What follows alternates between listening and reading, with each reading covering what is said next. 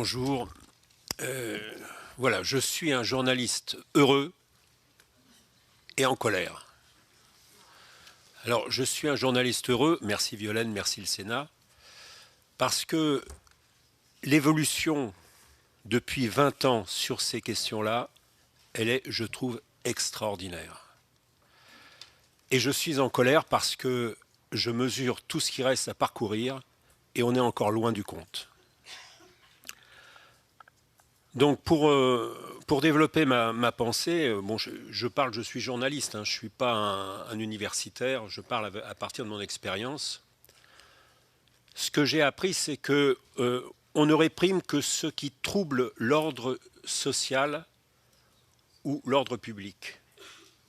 C'est-à-dire que la probabilité qu'un crime soit réprimé dépend de sa visibilité. Or, vous le savez très bien, la plupart des viols d'enfants, c'est un crime invisible. Et donc, l'une des questions qui a traversé tout le mouvement associatif depuis plusieurs dizaines d'années, c'est comment rendre visible ce qui n'est pas visible. J'ajoute que nos institutions, la police, la justice, sont formatées pour réprimer, pour traiter les troubles à l'ordre public visibles. La fraude fiscale, jusqu'à un certain temps, et encore même maintenant, elle n'était pas réprimée parce que tout le monde s'en foutait, ça ne se voyait pas. Donc, quand on se pose la question comment rendre visible un crime qui est invisible, le viol d'un enfant par exemple, il y a une question qui paraît, il y a une réponse qui paraît logique.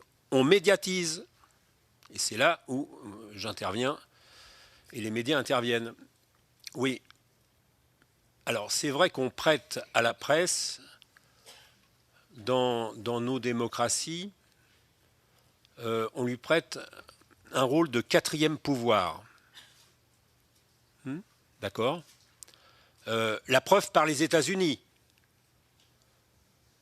En 2002, c'est un journal, le Boston Globe, qui révèle les viols de prêtres sur des enfants, viols qui ont été protégés par la hiérarchie catholique. Et ça va aboutir assez rapidement en 2002 à la démission de au-dessus de l'archevêque. Enfin bref. Bernard Law. Voilà. Il vient de mourir. Bah oui, bon. Et Law, oui, oui. Mais en même temps, il suffit de regarder le film Spotlight qui est sorti en 2015 pour voir combien le travail des journalistes a été entravé et difficile. Et puis en 2002, au moment où le Boston Globe sort ses révélations, à Hollywood, tout le monde sait ce qui se passe. Et il n'y a aucun journal qui dénonce. Donc, quatrième pouvoir, oui, je veux bien, mais voilà, ça mérite d'être nuancé. J'en viendrai à mon expérience personnelle. Moi, je ne suis pas spécialiste des questions de pédocriminalité. J'ai rencontré ça parmi d'autres. Je suis plutôt spécialiste des délinquances, des criminalités économiques ou des systèmes mafieux. Mais dans les années 84-85, je publie à quelques mois d'intervalle 2 enquêtes. La première, c'est Balai bleu sur Minitel, c'était l'époque du Minitel.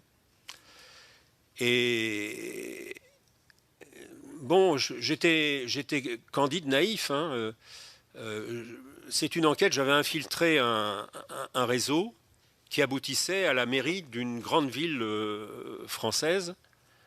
Donc je m'attendais à ce qu'il y ait des réactions à la publication, que mes chers confrères allaient reprendre et qu'on allait faire cesser ce qui m'apparaissait comme quelque chose d'abominable, à savoir des viols d'enfants. Et puis c'est publié, et puis rien. Rien. Quelque temps après, je publie une autre enquête sur un réseau. C'était d'ailleurs pas très très loin du Sénat, c'était en face le jardin du Luxembourg, je crois que c'est rue Médicis. une galerie photo très particulière. Je creuse et je tombe sur l'organisation d'un groupe. Alors je précise que ce groupe va tomber 10 ans après. C'est le fameux réseau Toro Bravo franco-colombien qui va tomber donc en 95-96. Ben, à l'époque, quand je publie, donc 85-86, rien. Bon, moi je passe à autre chose. Et il se trouve qu'en février 2000, je révèle pour la France cette fameuse affaire qu'on a appelée l'affaire du CD-ROM de Zandvoort. Je précise pour ceux qui ne connaîtraient pas cette affaire quand même tout à fait édifiante. Il s'agissait d'un CD-ROM qui était donc trouvé en Hollande à Zandvoort, sur lequel il y avait 8500 photos et documents de viol d'enfants, y compris des nouveau-nés, avant, pendant et après le viol. Et il y avait 472 visages d'enfants violés identifiables. Le document sur lequel je me basais, c'était un document Interpol, puisque la police hollandaise avait transmis le CD-ROM à Interpol. Et moi, je pose la question, qui sont ces enfants? Qu'est-ce qu'on fait pour les retrouver? Ils sont en danger puisqu'ils sont sur ce CD-ROM. Et là, tsunami médiatique. Tous mes confrères, radio, télévision, tout le monde en parle, à la française, hein, vous savez, le soufflet. Mais je me suis interrogé, je me suis dit pourquoi ce qui provoque une telle réaction médiatique en 2000, 14 ans avant, il n'y avait rien.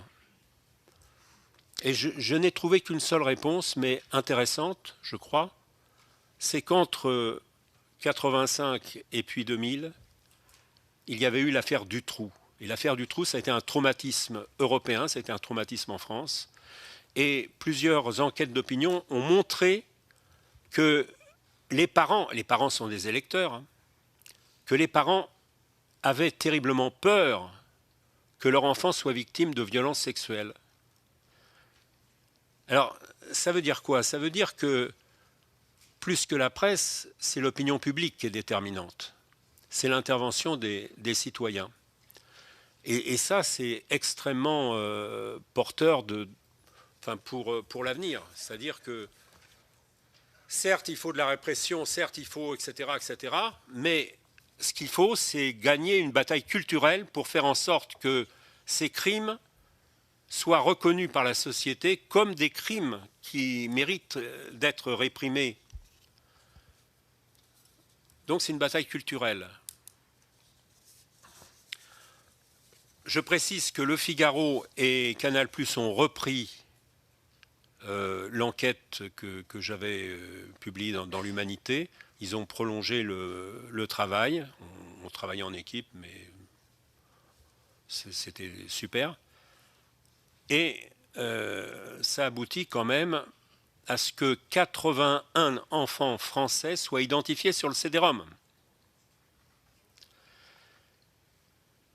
Eh bien, que croyez-vous qu'il arriva? Tous les dossiers ont été transmis, regroupés dans le cabinet d'une juge d'instruction qui était connue pour ne pas croire à ces histoires. Et donc, on s'acheminait vers un non-lieu, ce qui a expliqué pourquoi, avec ma consoeur du Figaro, nous avons écrit le livre de la honte pour dire « Vous allez enterrer l'affaire, eh bien nous ne sommes pas dupes et nous nous indignons de ça ». Je signale également, parce que c'est passé complètement inaperçu, que parmi les personnes identifiées sur le CD-ROM de Zandvoort, il y avait plusieurs des disparus de Lyon. Et ça pose un problème, parce qu'Émile Louis, il était conducteur de car, mais il n'avait pas d'activité informatique ou sur Internet. Donc ça reste une question. Voilà.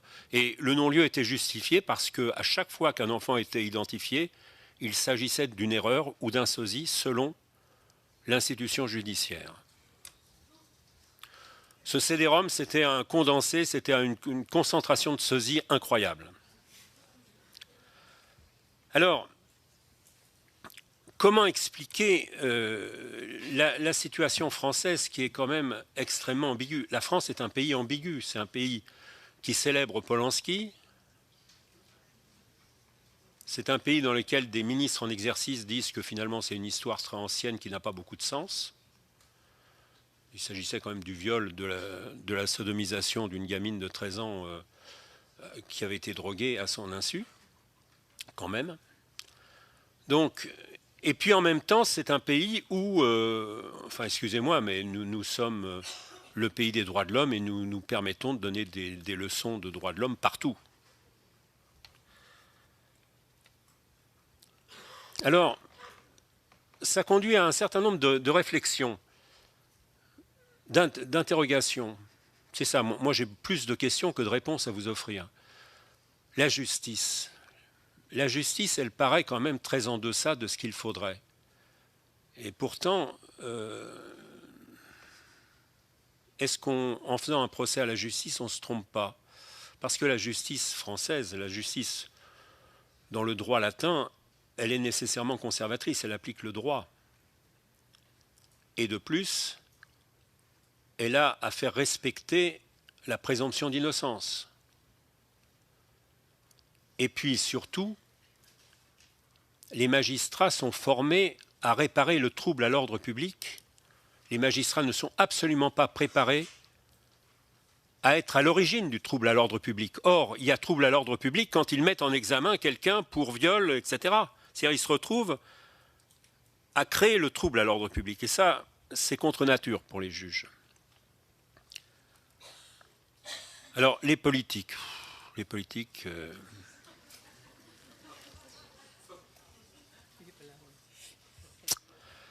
Ouais, bon, mais je suis très content d'être ici. Hein. Pas croire, mais j'ai tellement entendu. Il n'y a pas un seul homme politique ou une femme politique qui est arrivé en disant, écoutez, les enfants, on s'en fiche, ils ne votent pas.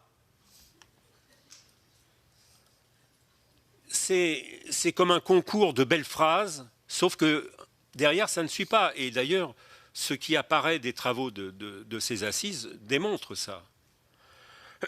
On cerne les problèmes, on mesure qu'il faut faire quelque chose, mais que ce qui est fait, c'est peanuts par rapport à ce qu'il faudrait. La presse. Alors là, la presse.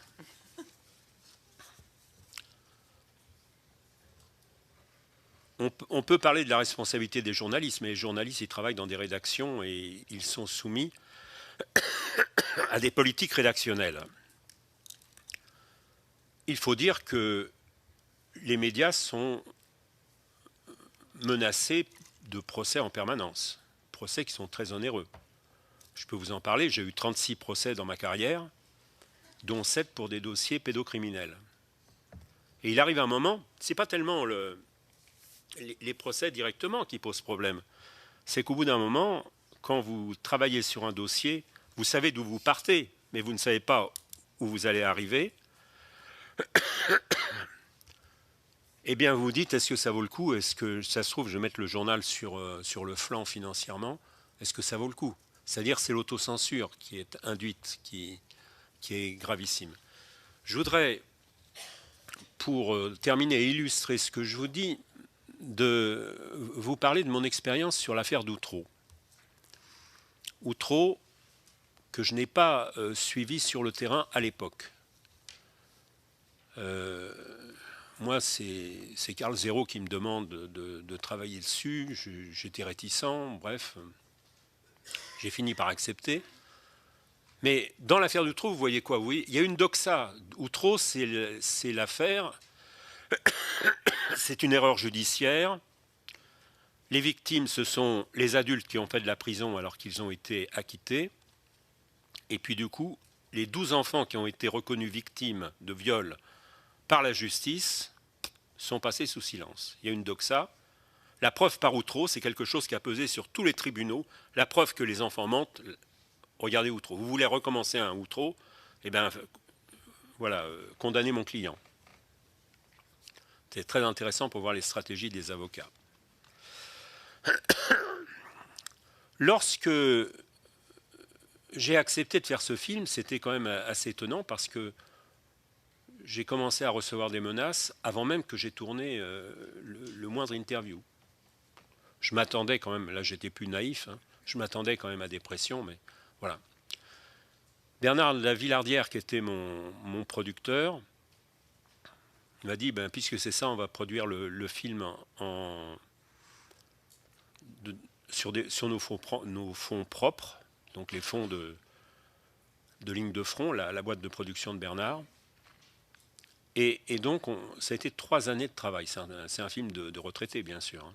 C'est impossible à réaliser dans la vie avec le rythme d'une rédaction habituelle. Le film, il est sorti en salle.